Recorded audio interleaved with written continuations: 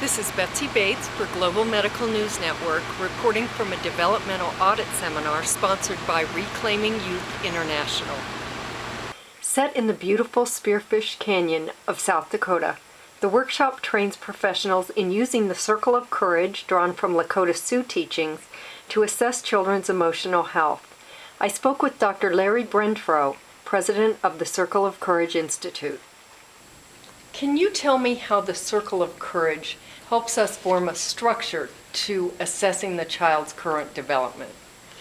In any culture of the world, there are some universals, and these universal principles are probably related to the structure of the human brain.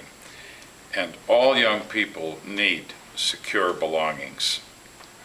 We build those in our earliest attachment. They need then mastery to achieve and accomplish and learn. They then need to develop increasingly independence, self-control, making their own decisions, and finally then, in contributing to others, they need a spirit of generosity and altruism. So belonging, mastery, independence, generosity are these inalienable kinds of needs that young people have. In a sense, those are the vital signs of positive youth development. And when we're dealing with the troubled youth, very often we're dealing with a circle that's been broken in one or more of those areas.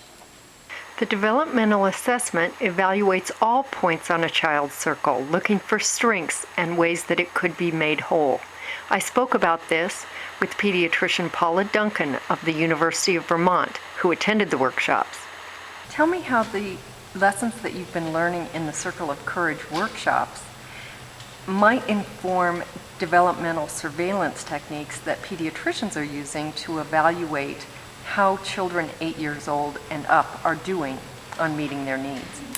Yeah, it's really interesting because I think it's actually a pretty good match. I think that one of the things that pediatricians, family medicine physicians, nurse practitioners, physician assistants, the people that really see kids in the office, they have a very short time, but they have a really strong commitment to making sure that they see that kids are developing in a healthy way, physically, but also emotionally.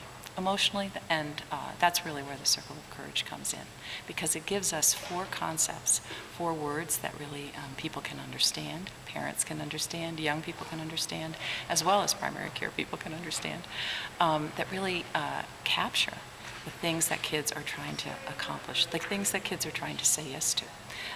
So I think that having belonging and that you have relationships both with adults, with your family, with peers, mastery, that you're getting good at things. The traditional one, obviously, that we look for is school performance, but also other things. What else do you love to do? What other things are you really good at? And are you getting a chance and an opportunity to really control your behavior, learn how to be in charge of your behavior and make good decisions? In terms of independent decision making, obviously that's a really good marker for the autonomy that kids need to be developing, and then generosity. Generosity is a little bit one of the new ones that we really just started to think about a little bit differently. So does this young person have an opportunity to do things for other people? Are they given that as one of the things that's part of their life? Really think about being empathetic, understanding, being able to put themselves in somebody else's shoes. This is Betsy Bates with Global Medical News Network.